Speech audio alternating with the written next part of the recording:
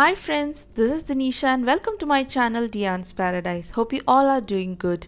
Today I'll show you step by step how to make a super soft and spongy white forest cake.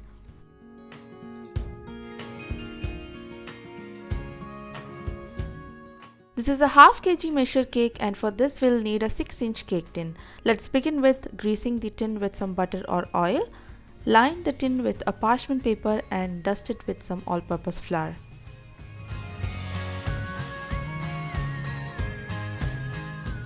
The tin is ready. Now let's separate 2 egg whites from its yolk. If you're making eggless recipe, then follow my eggless vanilla sponge recipe for the same. The link is provided in the description. That recipe will give you 1 kg cake. Moving on to the dry ingredients, we'll need 60 grams of all-purpose flour or maida, which is half cup 125 ml measure. Sieve flour, half teaspoon of baking powder, 1/4 teaspoon of baking soda with 1 teaspoon of milk powder. Milk powder is optional, and a pinch of salt. Mix everything and keep it aside. Moving on to the wet ingredients, we'll need 1/8 cup of milk and 1/8 cup of vegetable oil. Use any flavorless oil here. You can even use butter. Now let's whisk egg whites with 1/4 cup of powdered sugar. Add sugar little by little at a time and whisk until it reaches stiff peaks. Making powdered sugar is very simple. Put the regular granulated sugar through a mixer or a grinder for 2 minutes. You'll get powdered sugar. Blend egg yolks with 1/4 cup of powdered sugar. Add sugar little by little at a time and mix. To this add 1 teaspoon of vanilla essence. Add oil to this mixture and blend until everything is well combined. Once done, add the sifted dry ingredients and the milk little by little at a time and mix until they are just mixed. Do not overmix the batter. Overmixing can be one of the reasons for making your cakes hard. Blend them in the lowest speed of your blender. Once done, clean the sides of the bowl and then fold the egg whites to this gently. Be gentle as we don't want to overmix and remove the air we have incorporated here. Once done, transfer the batter to the cake tin. Do not tap it too many times. Instead, use a skewer or a knife and run inside like how I'm doing to remove the air bubbles. I'm baking this on a gas top. The vessel is preheated on medium flame for 10 minutes with 2 cups of salt in it. Place a stand inside and place the cake tin on it carefully. Cover and bake on low flame for 18 to 20 minutes. After 20 minutes, the cake is baked perfectly. Take it out and keep it on a wire rack to cool. After around 10 minutes, the cake is still warm. Run a knife through the sides and invert it onto the rack to cool down completely. This is for those who take orders. When we say half kg cake, the sponge will be around 260-270 grams. Rest will be the weight of the icing and the filling. Many were asking for the weight of the sponge, that's why I showed it here. Now cover it and let it cool down completely before icing. Moving on to making a white chocolate ganache. For this I've taken Mode white compound. You can take any brand available with you. Take 1 slab, which will be 100 grams. Chop it into small pieces. Then we'll need 50 grams of fresh cream. Here I'm taking the brand Milky Mist. You can take Amul or even whipping cream for this. Take in 1:2 ratio. If taking in cup measure, take 1/4 cup cream to half cup chocolate. Heat cream on low flame for 2 minutes. Do not boil them and pour to the chopped chocolate and cover and leave it for 5 minutes. After 5 minutes, mix them using a spatula. Our ganache is ready. Let this cool down completely. Moving on to making our cherry filling. Here I have used tinned cherries which is soaked in syrup. You can use fresh ones or glazed, whichever is available with you. Take about 10 to 12 cherries to this. Add 2-3 drops of lemon juice and 1 tablespoon of powdered sugar. Also adding 2 teaspoons of the syrup. You can even use water instead. Cook this on medium-low flame for 5 to 10 minutes until the cherries become soft. Remove the seeds from it and let this cool down completely. Now let's make the white chocolate garnish. Take some white chocolate and melt by either double boil or microwave it for 20 seconds. Once it's melted, wait until it cools. Do not use while it's hot or warm. Once it cools down, pour it onto a piece of parchment paper and spread using a palette knife. Do not spread it thin, else it will be difficult to handle. Keep it in the fridge, not in the freezer, for 1 minute, just until it doesn't stick to your fingers. Make sure it's not set completely. Now using a sharp knife, give cuts to the pattern you want and then keep it back in the fridge for another 3 minutes or until it sets completely.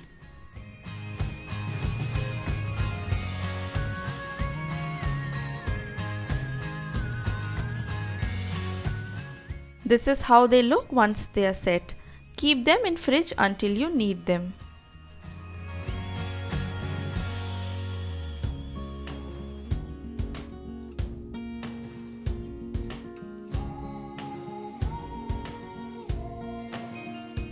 On the second set, I have used some silver sprinkles.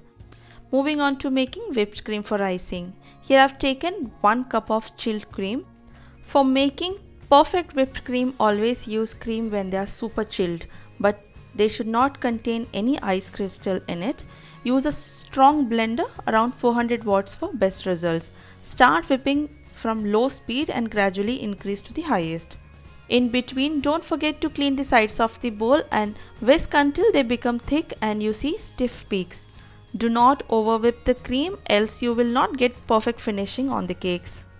Now we can see they are no more falling or dropping from the blades and forming peaks. The cream is ready. I'm going to divide this cream into two. Half will be used for icing and half will be used for crumb coat and filling. Let's start assembling the cake. First, cut the sponge to 3 layers. Always use a serrated knife to cut for perfect layers.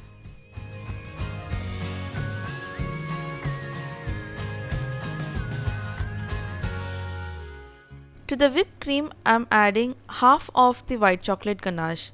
Fold it gently. Now let's start icing the cake. To start with, spread a small amount of cream on the cake board so that the sponge will stick to it. Soak the sponge with cherry syrup. You can use regular sugar syrup also. Once the sponge is soaked nicely, spread a layer of whipped cream on the sponge. And on the cream, spread a thin layer of white chocolate ganache and cherry crush we prepared. Instead of ganache, you can use white chocolate shavings or white chocolate chips, and instead of crush, you can use chopped cherries also.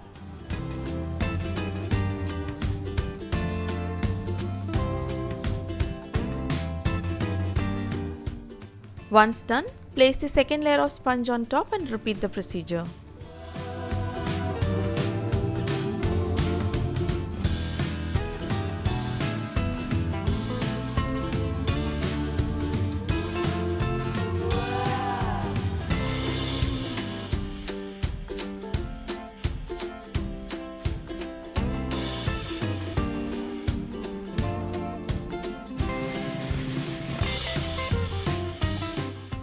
Cover the entire cake with a thin layer of cream. This is called crumb coating. Using a scraper, scrape out the excess cream from the sides so that you get a very thin layer of cream all over the cake and the crumbs of the cakes will be intact.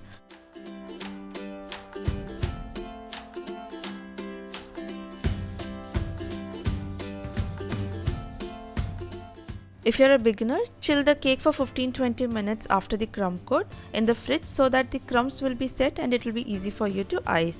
But I'm going to straight away start icing the cake. Start with applying cream on top and then to the sides. Cover the entire cake with cream. It might look like a lot of cream right now, but once we start smoothing it using a scraper, the excess will be removed. Use a palette knife to smooth the top. Use extra cream wherever you see gaps and smooth again. Same way on the sides. After using the scraper, check on the sides if you see any gaps. Wherever you see gaps, fill in with more cream and smooth again. Keep doing this until you get a smooth finish. Always keep your hands straight and your scraper perpendicular to the board for sharp and straight edges. If your cream is whipped perfect, you will get a perfect finish in your cake as well.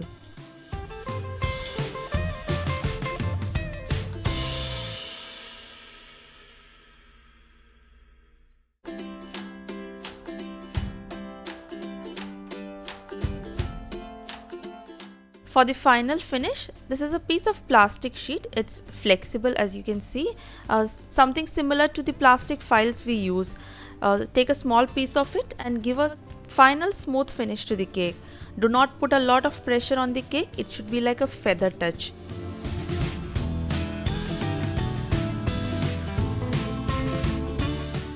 Now the sides are looking nice and smooth. Clean the board with a wet tissue. And now on the top we can use a palette knife like this, or even we can use a small piece of plastic sheet which we used earlier to cut the excess cream from the edges like how I am doing. The icing is done. We have a sharp edge cake ready for garnish. Now I'm going to show a simple technique which will elevate the overall look and give a rustic designer look to the cake without a lot of effort. For this, use a small palette knife like the one I'm using and start dotting the top. Be gentle, do not put a lot of pressure on the cake.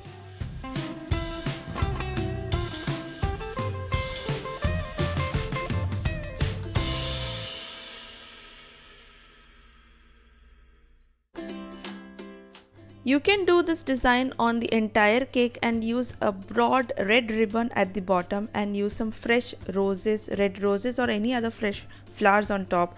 A wedding theme or an anniversary theme cake will be ready.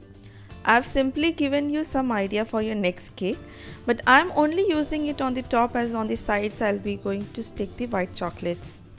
If you're liking this video, then don't forget to give this video a thumbs up, and if you're new to my channel, then don't forget to subscribe to my channel and also to press the bell icon and press all so that you get notified whenever I come up with new videos.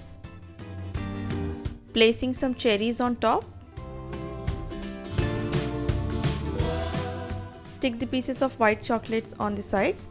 You can even use white chocolate shavings and cover the entire sides of the cake with it.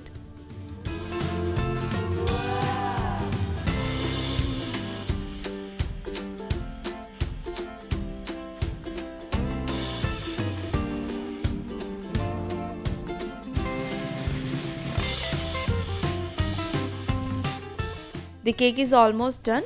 To give a contrast color on top, I'm placing mint leaf, and for final finish, some silver sprinkles, because sprinkles makes everything beautiful.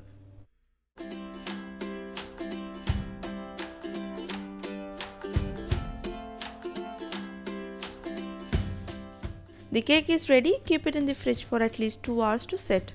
After 2 hours, let me slice and show you how the cake looks from inside.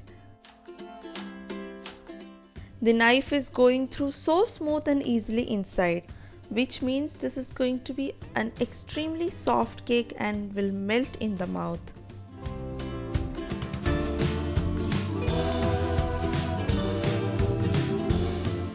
So here is a perfect slice of cake with even layer of cream and sponge. The super soft sponge soaked with cherry syrup and filled with white chocolate ganache and cherry crush will melt in your mouth in no time. If you're trying this recipe, then don't forget to share me your experience and the feedback in the comments below. Hope you all liked and enjoyed the recipe video of White Forest cake. See you all soon with another exciting recipe video. Till then, take care and bye bye.